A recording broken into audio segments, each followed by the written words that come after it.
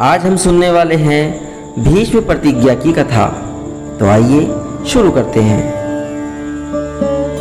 एक बार हस्तिनापुर के महाराज प्रतीप गंगा के किनारे तपस्या कर रहे थे।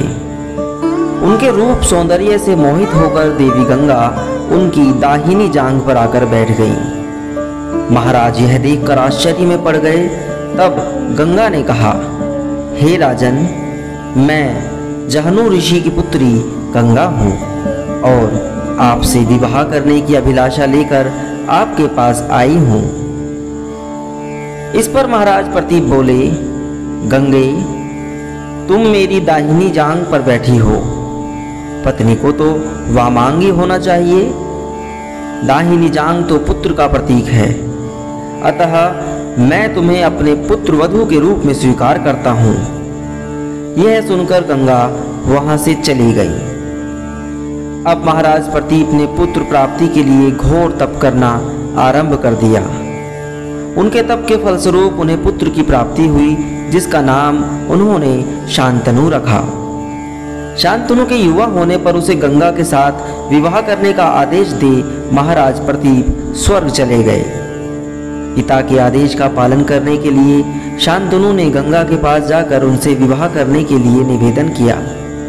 गंगा बोली, राजन, मैं आपके साथ विवाह तो कर सकती हूँ, किंतु आपको वचन देना होगा कि आप मेरे किसी भी कार्य में हस्तक्षेप नहीं करेंगे।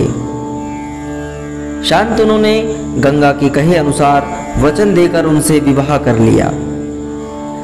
गंगा के गर्भ से महाराज शांतनु के 8 पुत्र हुए, जिनमें से 7 को गंगा ने गंगा नदी में ले जाकर बहा दिया और अपने दिए हुए वचन में बंधे होने के कारण महाराज शांतनु कुछ नहीं बोल सके।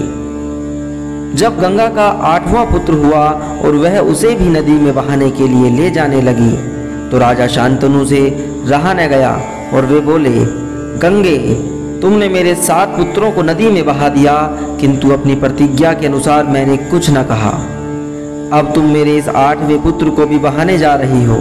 मैं तुमसे प्रार्थना करता हूँ कि कृपया करके इसे नदी में मत बहाओ। यह सुनकर गंगा ने कहा, राजन, आपने अपनी प्रतिज्ञा भंग कर दी है, इसीलिए अब मैं आपके पास नहीं रह सकती। इतना कहकर गंगा अपने पुत्र के साथ अंतर्ध्यान हो गई। तत्पश्चात महाराज शांतनु ने 26 वर्ष ब्रह्मचर्य व्रत धारण करके व्यतीत कर दिए। फिर एक दिन उन्होंने गंगा के किनारे जाकर गंगा से कहा, गंगे, आज मेरी इच्छा उस बालक को देखने की हो रही है जिसे तुम अपने साथ ले गई थी। गंगा एक सुंदर स्त्री के रूप में उस बालक के साथ प्रकट हो गई और बोली, राजन, यह आपका पुत्र है तथा इसका नाम देवव्रत है, इसे ग्रहण करो। यह पराक्रमी होने के साथ विद्वान भी होगा। अस्त्र विद्या में यह परशुराम के समान होगा। महाराज शांतनु अपने उपपुत्र देवव्रत को पाकर अत्यंत प्रसन्न हुए और उसे अपने साथ हस्तिनापुर लाकर युवराज घोषित कर दिया। एक दिन महाराज शांतनु यमुना के तट पर घूम रहे थे कि उन्हें नदी में नाव चलाते हुए एक सुंदर कन्या दृष्टिगत हुई। उसके अंग अंग से सुगंध निकल रही थी। महाराज ने उस कन्या से पूछा, हे देवी, तुम कौन हो? कन्या ने बताया, महाराज, मेरा नाम सत्यवती है और मैं निषाद कन्या हूँ। महाराज उसके रूप यौवन पर रीझ कर तत्काल उसके पिता के पास पहुँचे और सत्यवती के साथ अपने विवाह का प्रस्ताव किया। इस पर धीवर निषाद बोला, राजन, मुझे अपनी कन्या का आपके साथ विवाह करने में कोई आपत्ति नहीं है, परंतु आपको मेरी कन्या के गर्भ से उत्पन्न पुत्र को ही अपने राज्य का उत्तराधिकारी बनाना होगा। निषाद के इन वचनों को सुनकर महाराज शांतनु चुपचाप हस्तिनापुर लौट आए। सत्यवती के वियोग में महाराज शांतनु व्याकुल रहने लगे। उनका शरीर दुर्बल होने लगा। महाराज की इस दशा को देखकर देवव्रत को बड़ी चिंता हुई। जब उन्हें मंत्रियों के साथ पिता की इस प्रकार की दशा होने का कारण ज्ञात हुआ तो वे तत्काल समस्त मंत्रियों के साथ निषाद के घर जा पहुँचे और उन्होंने निषाद से कहा, हे निषाद, आप सहर्ष अपनी पुत्री सत्यवती का विवाह मेरे पिता शांतनु के साथ कर दें। मैं आपको वचन देता हूँ कि आपकी पुत्री के गर्भ से जो बालक जन्म लेगा वही राज्य का उत्तराधिकारी होगा।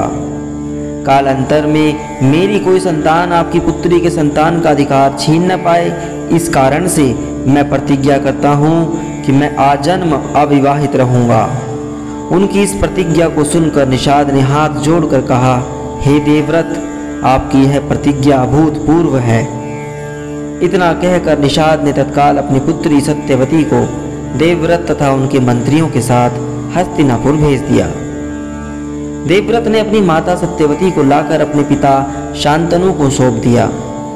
पिता ने प्रसन्न होकर पुत्र से कहा, वत्स, तूने पितृभक्ति के वशीभूत होकर ऐसी प्रतिज्ञा की है जैसी कि न आज तक किसी ने किया है और न भविष्य में करेगा।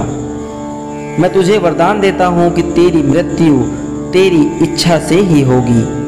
तेरी इस प्रकार की प्रतिज्ञा करने के कारण तू भीष्म कहलाएगा और तेरी प्रतिज्ञा भीष्म प्रतिज्ञा के नाम से सदैव प्रख्यात रहेगी।